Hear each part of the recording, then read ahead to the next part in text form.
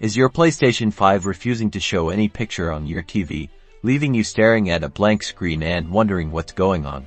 Let's troubleshoot why your HDMI port might not be working, starting with the easiest fix: the cable itself.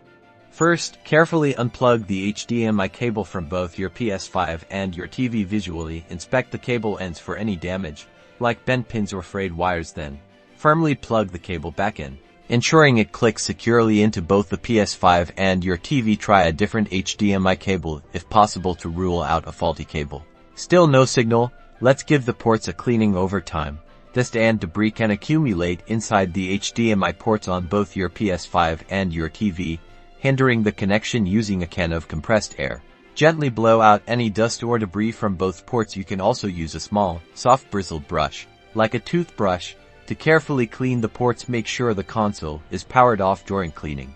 If cleaning didn't work, it's time to delve into the system settings. First, power on your PS5. Even if there's no display yet, you'll be able to navigate blind with the system running. Systematically try to navigate to settings, then screen and video, and finally video output information. Look for the resolution, which should display your current output. If the resolution is set to high for your TV, the picture might not display. Next, navigate to settings, then sound, and finally audio output. And here you can check your audio output device. If the HDMI audio output setting isn't matching your output device, then the screen can be affected. It is also a good idea to check your TV settings to ensure the correct HDMI port is set to auto or a specific mode that is compatible with the PS5. Still no luck?